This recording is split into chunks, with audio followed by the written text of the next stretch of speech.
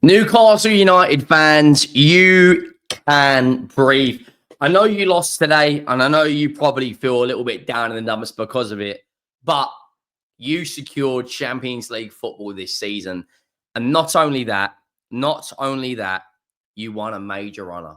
If I said to you at the beginning of the season, Geordies, Newcastle fans, wherever you're from over the world, and you support this club, that you would make Champions League football and you would win a major honour, you'd have bitten my hand off. You'd have absolutely bitten my hand off.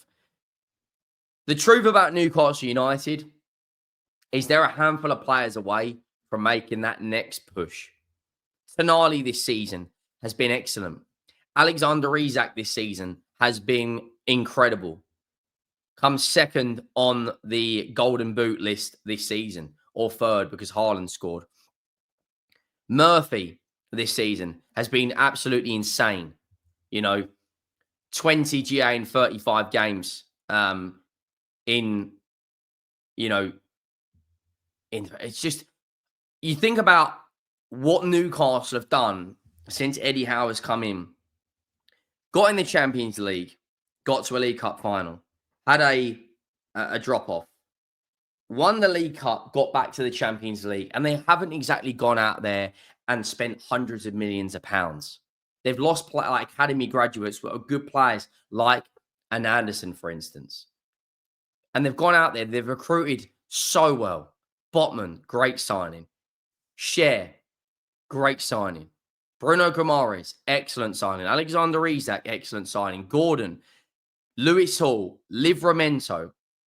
It's been an incredible year for Newcastle. Make sure you do go down, drop a like on the video if you haven't already. Let me know your thoughts on every single thing we discuss. We're on the road to 60K, so make sure you go down and hit that subscribe button. We are, the support on this channel this season has been absolutely overwhelming. We are right now, as it stands, closing in on 54K, I believe. But Newcastle lost today. But I want to talk about more of their season. I did the watch along. I did cover majority of their game. You could sense today there was probably a lot of nerves around the ground. Fair play to David Moyes.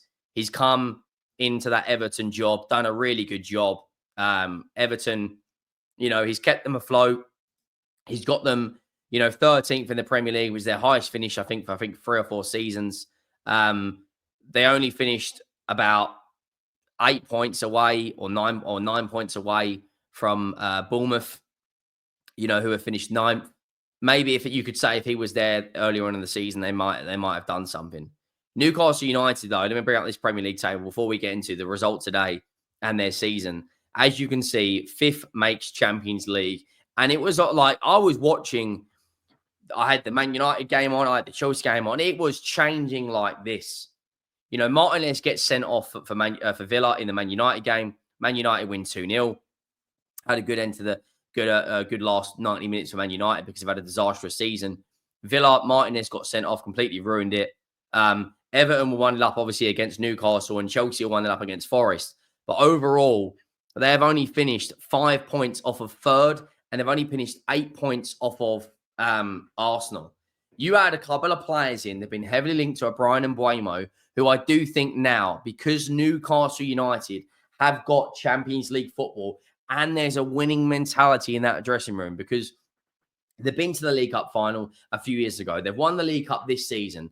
Now they have to go and make it count in the Champions League. They have to go out there and buy 2 or 3 good players, floor raisers, ceiling raisers, whatever terminology you want to use. They have to go out there and sign some proper players now. I honestly think that, this Newcastle United side, if you bring in a Brian Mbeumo and you look at how good Barnes has been this season, and you look at how good Gordon has been, Lewis Hall, they haven't really got it wrong, have they, in terms of their transfers recently? You've got young players in and around the ranks of Miley. You've got the experienced pros as Alexander Isak, as Bruno Guimarães, the captain, who is so good. He really, really is. And you also got Tonali, and then you've got like squad players that have really stepped up, like Murphy. I have slated Murphy like you'd never believe this season. And he's proven me wrong. 20 goal contributions this season. I think I see a stat the other day that he has more goals or more goal involvement in the league than flipping Lamine Yamal has. Like, in terms of his overall stats this season, it's stupid. It's absolutely insane, you know? His contract expires in 2027. I think Murphy will probably get a new deal. This season, he's got 9 goals and 14 assists in all competitions for Newcastle.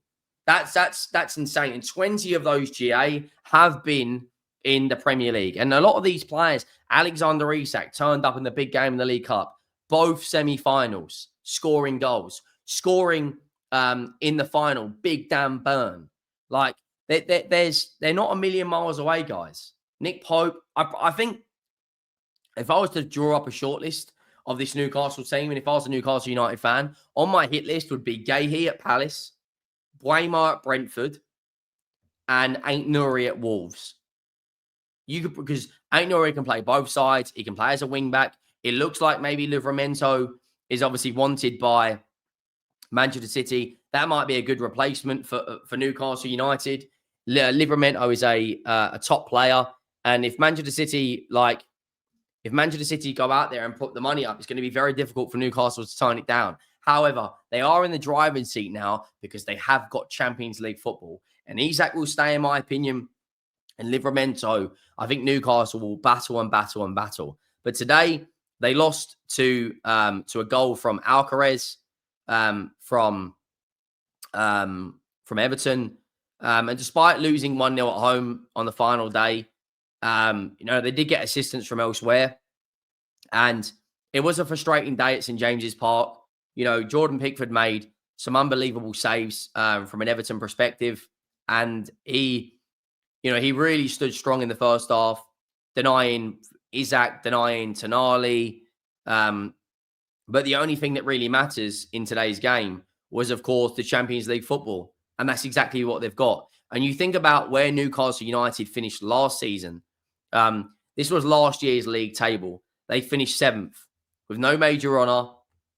No European football because Man United won the FA Cup. And look at it this season. They scored 85 goals last season, right? You then look at this season. Okay, they might not have scored 85 this season, but they've gone up to 5th. They've won a major honour. They're back in the Champions League. And more importantly, they can keep on hold of their best players. The Alexander Isak situation at Newcastle very much reminds me of the Harry Kane one at Spurs.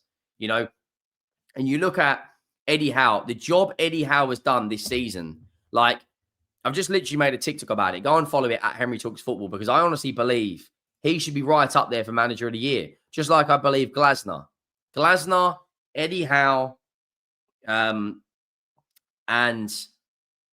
what's his face? Arne Slot. Those 3 should be, one of those 3 could win Manager of the Year. No one thought Liverpool would go and cruise the title. No one thought Crystal Palace would win a major honour for their first time in their history. And Newcastle ended their domestic trophy drought of nearly 60 years. Tottenham have also won the Europa League. Like, this season has been, we will never ever see a Premier League season like this again. Never in our lives will we see a Premier League season like this again.